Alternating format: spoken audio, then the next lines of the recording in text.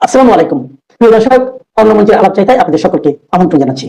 বাংলাদেশে পাকিস্তানের আইএসআই কে আবার তার পুরনো খেলা শুরু করেছে। ভারতের সীমান্তের ওপারে কি সত্যি তৈরি হয়েছে 13টি জঙ্গি প্রশিক্ষণ শিবির?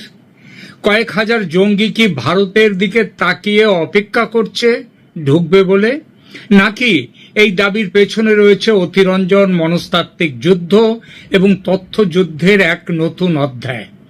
সম্প্রতি এই কয়েকদিন আগে প্রাক্তন কর্মকর্তা, ভারতের রিসার্চ অ্যান্ড অ্যানালিসিস উইং যে গোয়েন্দা সংস্থা কেন্দ্রীয়, তার প্রাক্তন কর্মকর্তা লাকি বিস্টের একটি সাক্ষাৎকারে এমনই বিস্ফোরক একটা দাবি সামনে এসেছে।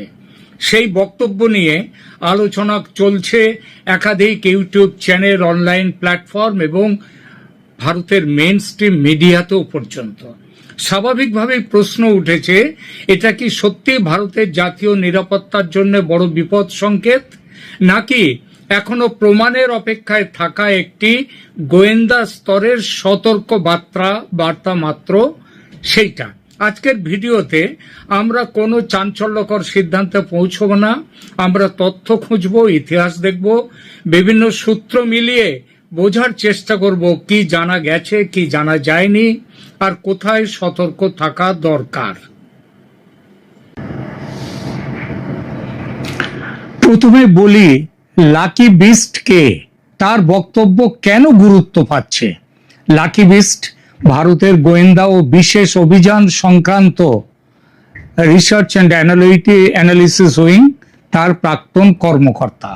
তিনি বহু সাক্ষাৎকারে সীমান্ত নিরাপত্তা, সন্ত্রাসবাদ এবং পাকিস্তানের কৌশল নিয়ে বক্তব্য রেখেছেন। সাম্প্রতিক এক আলোচনায় তিনি দাবি করেছেন, বাংলাদেশে পাকিস্তানের আইএসআই সক্রিয়ভাবে নেটওয়ার্ক গড়ে তুলেছে এবং প্রায় 13টি জঙ্গি প্রশিক্ষণ শিবির তৈরি হয়ে রয়েছে সীমান্ত এলাকায়। বিপুল সংখ্যক জঙ্গিকে ভবিষ্যতে ভারতের বিরুদ্ধে ব্যবহার করার প্রস্তুতি চলছে। এখানে একটি গুরুত্বপূর্ণ বিষয় জানিয়ে রাখা প্রয়োজন। এই দাবিগুলি বর্তমানে লাকি বিস্ট, মিস্টার বিস্টের ব্যক্তিগত বক্তব্য হিসেবে প্রকাশ্যে এসেছে। ভারত সরকার, এনআইএ মানে ন্যাশনাল ইনভেস্টিগেশন এজেন্সি বা অন্য কোনো সরকারি সংস্থা এই নির্দিষ্ট সংখ্যা মানে 13টি ক্যাম্প বা কয়েক হাজার জঙ্গি এই বিষয়ে সরকারিভাবে কোনো বক্তব্য রাখেনি। তাহলে কি লাকি বিস্টের বক্তব্য সম্পূর্ণ উড়িয়ে দেওয়া উচিত? না, সেটাও নয়। কারণ গোয়েন্দা জগতের বহু তথ্য দীর্ঘদিন কিন্তু গোপন থাকে, বাইরে বেরিয়ে আসে না। অনেক সময় পরে সেগুলো সত্য প্রমাণিত হয়। তাই দায়িত্বশীল বিশ্লেষণের পথ হলো দাবিকে দাবি হিসেবেই দেখা এবং তার পক্ষে বা বিপক্ষে কি তথ্য রয়েছে সেগুলো বিচার করা। প্রথমে দেখি আইএসআই কেন বাংলাদেশকে গুরুত্ব দেয়। একটু ইতিহাসে নজর দিই। 1971 সালে বাংলাদেশের স্বাধীনতার পর পাকিস্তান তার পূর্বাঞ্চল হারায়, কিন্তু সেই সঙ্গে শেষ হয়ে যায়নি পাকিস্তানের কৌশলগত আগ্রহ। বিশেষ করে জামায়াতে ইসলামীর মাধ্যমে, যাদের হেডকোয়ার্টার পাকিস্তানে, তাদের মাধ্যমে বাংলাদেশে পাকিস্তানের একটা প্রভাব, সমান্তরাল প্রভাব কিন্তু ছিলই, থেকে গিয়েছিল। ভারতের পশ্চিম সীমান্তে চাপ সৃষ্টি করার পাশাপাশি পূর্ব দিক থেকেও ভারতকে ব্যস্ত রাখার কৌশল পাকিস্তানের বহুদিন ধরে আছে, কিন্তু বর্তমানে সেটা অনেকটাই প্রকাশ্য স্তরে এসে গেছে এবং সেটা সফলতার দিকে যাচ্ছে। বাংলাদেশের ভৌগোলিক অবস্থান তার প্রধান কারণ। ভারতের সঙ্গে বাংলাদেশের সীমান্ত প্রায় 4096 কিলোমিটার, যা ভারতের দীর্ঘতম আন্তর্জাতিক স্থল সীমান্ত। এই বিশাল সীমান্তের অনেক অংশে নদী, নদীর চর, কৃষি জমি, জনবসতিপূর্ণ এলাকা তার ভেতর দিয়ে গেছে। ফলে অনুপ্রবেশ, চোরাচালান এবং অবৈধ চলাচল ঠেকানো ভারতের নিরাপত্তা বাহিনীর জন্য দীর্ঘদিন ধরেই খুব বড় একটা চ্যালেঞ্জ। 1990-এর দশক এবং 2000-এর দশকের শুরুতে ভারতের একাধিক নিরাপত্তা সংস্থা অভিযোগ করেছিল যে বাংলাদেশের কিছু উগ্রপন্থী সংগঠন এবং পাকিস্তানি গোয়েন্দা সংস্থার মধ্যে যোগাযোগ বাড়ছে। বিশেষ করে উত্তর পূর্ব ভারতের বিচ্ছিন্নতাবাদী সংগঠনগুলির কিছু সদস্য অতীতে বাংলাদেশের ভূখণ্ডে আশ্রয় নিয়েছিল বলে ভারত বহুবার অভিযোগ করেছে। এছাড়া সেই 2000-এর দশকের শুরুতেই সেই যে ঘটনাটা 10 ট্রাক অস্ত্র, সেগুলো কথাগুলো তো আপনারা সবাই জানেন। পরবর্তীকালে বাংলাদেশের প্রধানমন্ত্রী শেখ হাসিনা সরকার ক্ষমতায় এসে ভারতের সঙ্গে নিরাপত্তা সহযোগিতা উল্লেখযোগ্যভাবে বাড়ান। বহু জঙ্গি ঘাঁটি ভেঙে দেওয়া হয়, ভারত বিরোধী সশস্ত্র গোষ্ঠীর বিরুদ্ধে অভিযান চালানো হয় এবং দুই দেশের গোয়েন্দা সহযোগিতা নতুন উচ্চতায় পৌঁছয়। এ কারণেই গত 1.5 দশকে ভারত বাংলাদেশ নিরাপত্তা সম্পর্ককে অনেক বিশেষজ্ঞ দক্ষিণ এশিয়ার অন্যতম সফল সহযোগিতার উদাহরণ বলে বর্ণনা করেন। কিন্তু সাম্প্রতিক 2024-এর যে রাজনৈতিক পরিবর্তনের পর নতুন করে নানা প্রশ্ন উঠতে শুরু করেছে। কিছু ভারতীয় নিরাপত্তা বিশ্লেষক আশঙ্কা প্রকাশ করেছেন যে রাজনৈতিক অস্থিরতা এবং প্রশাসনিক দুর্বলতার সুযোগ নিয়ে উগ্রপন্থী গোষ্ঠীগুলো আবার সক্রিয় হওয়ার চেষ্টা করছে বাংলাদেশে। ভারতের সীমান্তরক্ষী বাহিনীও সাম্প্রতিক সময়ে পূর্ব সীমান্তে তাদের নজরদারি বাড়িয়েছে বিপুলভাবে বলে বিভিন্ন প্রতিবেদনে উল্লেখ করা হয়েছে। আর তার কারণটাই হচ্ছে বাংলাদেশের বর্তমান রাজনৈতিক পরিস্থিতি। এটা ঠিক, সতর্কতা মানেই বিপদ নিশ্চিত এমন নয়। গোয়েন্দা সংস্থার কাজই হলো সম্ভাব্য ঝুঁকিকে আগে থেকে চিহ্নিত করা। সেই কারণে সতর্কবার্তাও জারি করা হয়। রয়ের প্রাক্তন কর্তা মিস্টার বিস্ট কোনো হেজিপেজি মানুষ নন যে আলটপকা একটা মন্তব্য করে দিয়েছেন বা কথা বলে দিয়েছেন। বর্তমানে তিনি সক্রিয় চাকরিতে নেই ঠিকই, কিন্তু গোয়েন্দা কাজকর্ম সম্পর্কে সামান্যতম অভিজ্ঞতা আছে যাদের, তারা জানেন চাকরিতে থাকাকালীন যে নেটওয়ার্ক এই সমস্ত গোয়েন্দা কর্তারা তৈরি করেন, অবসর নেয়ার সঙ্গে সঙ্গে সেসব অদৃশ্য হয়ে যায় না, একটা যোগাযোগ থেকেই যায়। বাংলায় একটা বহুশ্রুত প্রবাদ আছে, ঢেকি স্বর্গে গেলেও ধান ভানে। বিস্টের মতো মানুষদের কথা তাই অবসর নিয়েছেন বলে তার কথার কোনো দাম নেই তা একেবারেই নয়। বিস্টের কথার সূত্র ধরে খোঁজ খবর নিতে গিয়ে আমরাও যা তথ্য পেলাম সেটা এই প্রতিবেদনে অল্প কথায় তুলে ধরব। প্রাপ্ত তথ্যের দুটো ভাগ। প্রথম, বাংলাদেশের কোন কোন সন্ত্রাসী সংস্থা সীমান্ত জুড়ে ক্যাম্প তৈরি করেছে, তারা কোথায় করেছে এসব ক্যাম্প, ভারত সরকারের কাছে এসব ব্যাপারে খবর আছে কিনা, এবং দ্বিতীয়, ভারত কোনো সতর্কতামূলক ব্যবস্থা নিয়েছে কিনা কিংবা নিতে চলেছে কিনা, এই বিষয়ে ভারত সরকার কি করতে চলেছে সেই বিষয়টাও। প্রথমে সন্ত্রাসী সংস্থাগুলোর পরিচয় প্রসঙ্গে বলি। বাংলাদেশে বর্তমানে কোন কোন জঙ্গি সংগঠন সক্রিয়, তাদের সঙ্গে আইএসআই এর যোগাযোগের অভিযোগ কতটা বিশ্বাসযোগ্য, আর কথিত 13টি ক্যাম্পের দাবির পক্ষে কি তথ্য রয়েছে, আসুন দেখা যাক। বাংলাদেশে আইএসআই এর ছায়া। এইবার বাংলাদেশে কি সত্যিই জঙ্গি সংগঠনগুলো আবার মাথাচাড়া দিয়ে উঠছে? পাকিস্তানের আইএসআই কে এই সুযোগে পুরনো নেটওয়ার্ক পুনর্গঠন করছে? আর যদি তাই হয় তাহলে ভারতের সামনে সবচেয়ে বড় বিপদটা কোথায়? আমরা একটু আগেই বলেছি, লাকি বিস্ট তিনি যে কথাগুলো বিস্ফোরক দাবি করেছেন সেই বিষয়ে, সেই দাবির আগেই বলেছি নির্দিষ্টভাবে কোনো সরকারিভাবে কোনো তথ্য নিশ্চিত করা হয়নি, সেটা করার কথাও নয়, তবু কারণ সেটা এখনো গোপন। আজ আমরা আবেগ নয় তথ্য দিয়ে বোঝার চেষ্টা করব যে বাংলাদেশে কোন কোন সংস্থা, এখানে সন্ত্রাসী সংগঠন তারা সক্রিয়। বাংলাদেশে জন্ম হয়েছিল ধর্মনিরপেক্ষ রাষ্ট্র হিসেবে। মুজিব হত্যার পর থেকে ধীরে ধীরে ধর্মীয় মৌলবাদী সংগঠনগুলোর প্রভাব বাড়তে শুরু করে। এর মধ্যে কয়েকটি সংগঠনের নাম বারবার উঠে এসেছে, যেমন জামাতুল মুজাহিদিন বাংলাদেশ জেএমবি। এই সংগঠনটি 2005 সালের 17ই আগস্ট বাংলাদেশের 63টি জেলার প্রায় 500টি জায়গায় একযোগে বোমা বিস্ফোরণ ঘটিয়ে গোটা বিশ্বকে চমকে দেয়। এরপর আসে হরকতুল জিহাদি ইসলামী বাংলাদেশ, যে এই হরকতুল জিহাদি ইসলামী বাংলাদেশ, ভারত এবং বাংলাদেশ উভয় দেশই অতীতে এই সংগঠনের বিরুদ্ধে একাধিক তদন্ত চালিয়েছে। এর পাশাপাশি আন্তর্জাতিক জঙ্গি মতাদর্শ দ্বারা অনুপ্রাণিত নানান ছোট ছোট গোষ্ঠীও তৈরি হয়েছে।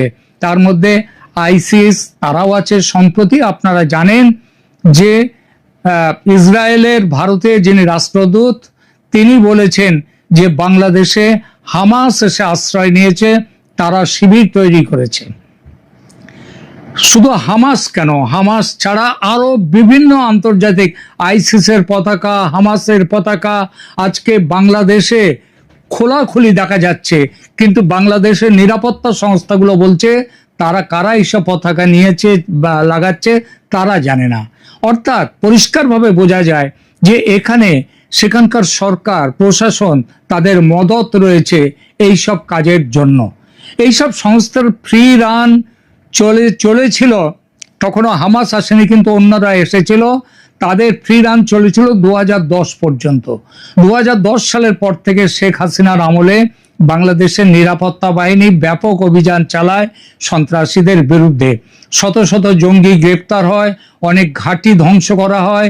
এই কারণে বহু আন্তর্জাতিক নিরাপত্তা বিশ্লেষক মনে করেন যে বাংলাদেশের রাষ্ট্রযন্ত্র অন্তত 1 দশক ধরে জঙ্গিবাদ দমনে উল্লেখযোগ্য সাফল্য অর্জন করেছিল। কিন্তু আগেই বলেছি 2024-এর রাজনৈতিক পরিবর্তনের পর চরমপন্থী সংগঠনগুলো জীবন পায়। তারা নতুন সদস্য সংগ্রহ শুরু করে দেয়। মোহাম্মদ ইউনূস জেল থেকে সন্ত্রাসীদের ছেড়ে দিয়ে দেন, তারপরেও সেই ব্যবস্থাই সমানে চলেছে। এবং পাকিস্তানি গোয়েন্দা সংস্থা আইএসআইও পা জমিয়েছে বাংলাদেশে। আইএসআই সরাসরি আক্রমণ না করে প্রক্সি নেটওয়ার্ক ব্যবহার করতে বেশি স্বচ্ছন্দ, যেমনটা তারা করেছে কাশ্মীরে। সেগুলো কি?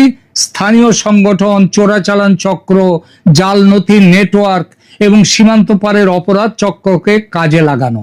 এই কৌশল নতুন নয়, বলেছি কাশ্মীরে দেখা গেছে, পাঞ্জাবেও এই চেষ্টা যেমন হয়েছে এবং হচ্ছে, তেমনি পূর্ব সীমান্ত সেখানেও এই প্রক্রিয়া শুরু করেছে আইএসআই। ভারত বাংলাদেশ সীমান্ত 4000 কিলোমিটারেরও বেশি, কোথাও নদী, কোথাও বন, কোথাও বিস্তীর্ণ চর, আবার কোথাও একই গ্রামের মাঝখান দিয়ে আন্তর্জাতিক সীমান্ত। শুনেছি কোনো বড় ঘরটা হচ্ছে ভারতে আর রান্নাঘর আছে বাংলাদেশে, এমনও পর্যন্ত ছিল, আগে ছিল, বর্তমানে আছে কিনা জানি না, আগে ছিল একটা সময়। এই ধরনের সীমান্ত পৃথিবীর সবচেয়ে কঠিন সীমান্তগুলোর একটি। প্রতিদিন বৈধ বাণিজ্য হচ্ছে, মানুষ অবৈধ বাণিজ্য, বৈধ বাণিজ্য সব হচ্ছে, মানুষ যাতায়াত করছে, সীমান্তে কৃষিকাজ হচ্ছে, তার মাঝে নিরাপত্তা বাহিনীকে অনুপ্রবেশ ঠেকাতে হয়। আর এখানেই গোয়েন্দা সংস্থাগুলোর উদ্বেগ। যদি কোনো সংগঠন অস্ত্র পাচার করতে চায়, জাল টাকা ঢোকাতে চায়, অথবা কয়েকজন প্রশিক্ষিত জঙ্গিকে প্রবেশ করাতে চায় ভারতে, তাহলে বিশাল সীমান্ত তাদের সুযোগ এনে দিতেই পারে এবং দিচ্ছেও। ভারত এটা বুঝেছে। আর এজন্যেই ভারত স্মার্ট ফেন্সিং বা অত্যাধুনিক প্রযুক্তি দিয়ে সীমান্তে কড়া পাহারা বসাচ্ছে, কিংবা অনুপ্রবেশকারীদের জোর করে পুশব্যাক করতে ভারত এত তৎপর হয়েছে। কেন? তার কারণও এটাই। অর্থাৎ আইএসআই এর প্ল্যান মাফিক সীমান্তে যে সন্ত্রাসী ক্যাম্প চলছে, ভারতের কাছে তার পুরো খবর আছে। এবং সবচেয়ে বড় কথা, এসব ক্যাম্পের পুরো তালিকা ভারত সরকার কয়েক দফায় বাংলাদেশের পররাষ্ট্রমন্ত্রী খলিলুর রহমানের হাতে তুলে দিয়েছে। আপনাদের হয়তো মনে আছে, বিএনপি সরকার ক্ষমতায় আসার 2-3 মাস আগে মোহাম্মদ ইউনূসের ক্ষমতায় থাকাকালীন দুদেশের সম্পর্ক যখন অত্যন্ত বিপজ্জনক জায়গায় পৌঁছেছিল, তখন ভারত থেকে ভারতীয় সেনার গোয়েন্দা বিভাগের 4 জন সিনিয়র অফিসার ঢাকায় যান। তারা বৈঠক করেন সেনাপ্রধান ওয়াকারুজ্জামানের সঙ্গে। ভারতের অফিসাররা ওয়াকারুজ্জামানকে প্রায় চরম পত্র তুলে দেন তার হাতে। তারা সরাসরি অন্তত 150টি সন্ত্রাসী ক্যাম্পের পুরো ডিটেলস দেন ওয়াকারুজ্জামানকে। বলা হয় এই সন্ত্রাসী ক্যাম্প ভেঙে দেওয়ার জন্য।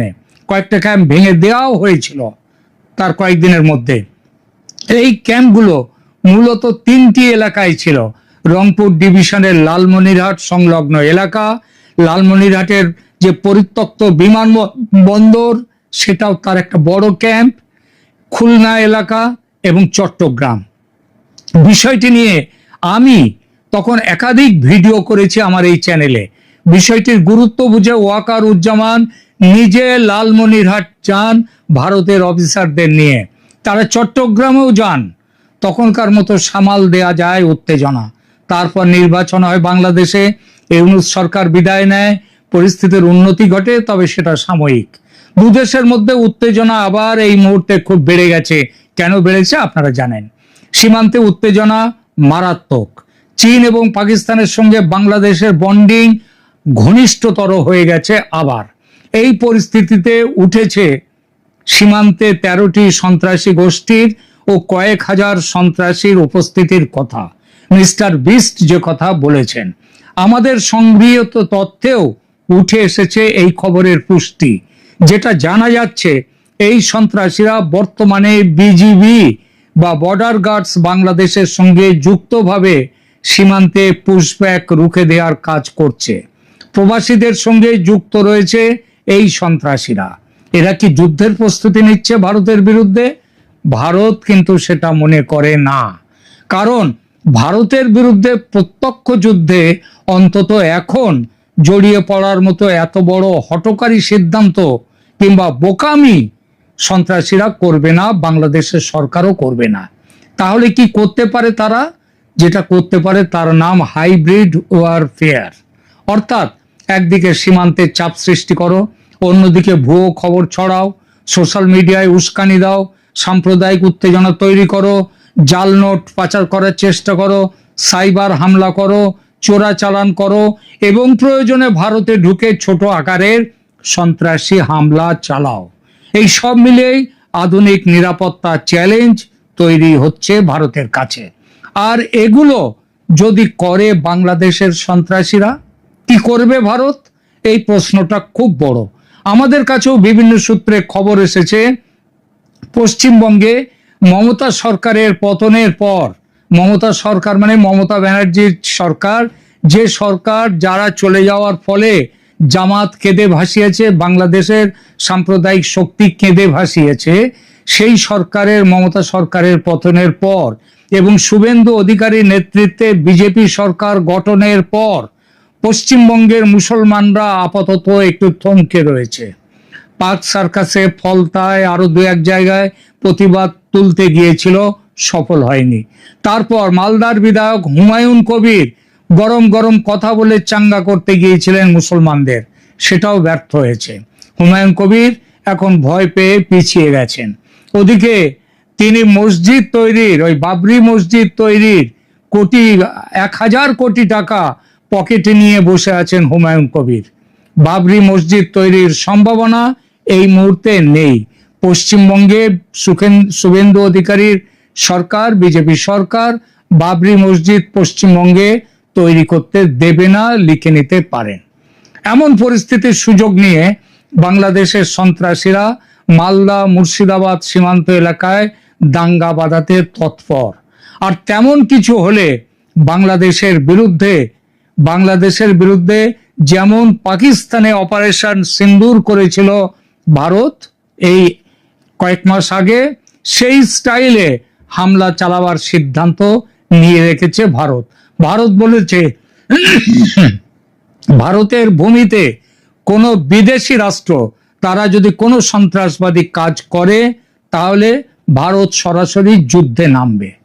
অর্থাৎ ব্যাপারটা দাঁড়াচ্ছে, বাংলাদেশের সন্ত্রাসীরা ভারতে হাইব্রিড যুদ্ধ বা ছদ্ম যুদ্ধের সামান্যতম উস্কানি দিলে বাংলাদেশে ভারতের সীমিত হামলার সম্ভাবনা প্রবল, অনেকটা অপারেশন সিন্দুর স্টাইলে।